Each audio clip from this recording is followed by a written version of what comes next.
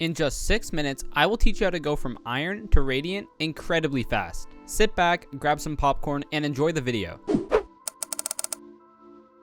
If you're currently Iron, congratulations, you are 7.7% of all Valorant players. If you replace this rank, you are most likely new to the game, and all you need to learn is 3 basic things: aim, movement, and map knowledge. Aim and movement are the most important because being able to master both of these will rank you up incredibly fast. If this is your first FPS shooter, maybe you won't have the best aim or movement. Just like anything else in life, you gotta practice. My best piece of advice to improve all 3 of these is to use Valorant's deathmatch game mode and the range. Playing deathmatch will help you learn each and every map. And finally, in the range, you can do several different things like aim, movement, and spray control drills.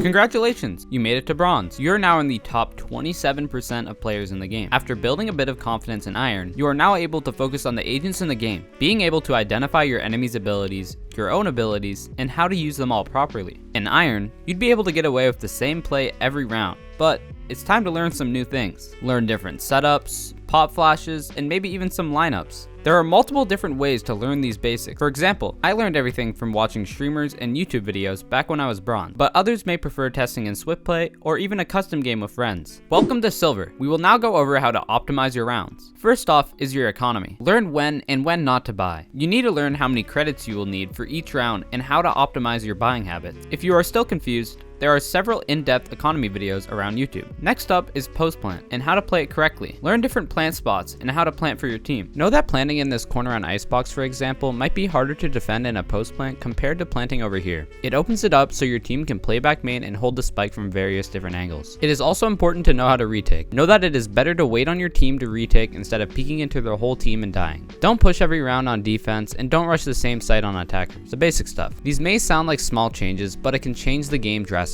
Congrats! You made it to gold. You are now in the top 70% of ranked players, but you will be in the top 1% very soon. The jump from rank to rank after plat is going to be extremely difficult, but these simple tips will make you climb faster than anyone on your friends list. So how to escape gold? This is the point in the game where game sense is the most important to learn. You could have the best aim in the world, but it does not matter if you're being flanked every round because you were unaware. My best piece of advice is to narrow the agents you play to only a few. In just one act, I went from gold 3 to diamond 1 because of this. When I was gold and wanted to take the game seriously, I was a Viper 1 trick, but still had some other agents to switch to. I always enjoyed the rat agents with Viper, Astra, and Cypher being my most played in the act. It's best to try out every agent, but only master one in each role. Staying alive during the rounds is very important. Most people underestimate that and take unwise fights that will turn the most winnable rounds to unwinnable. Yes, finally, Platinum, the rank where most people get stuck, including me.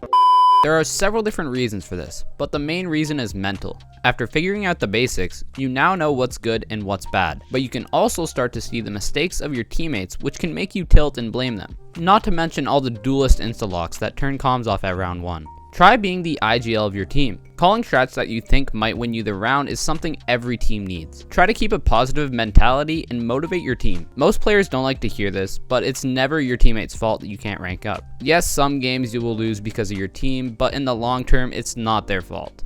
On the other hand, you need to deal with toxic teammates and try to, as I call it, tame them. Gold and below, you can get away with 1v5 swinging the enemies and winning the round. But in plat and above, you will only win if you work as a team. And remember, any game is winnable.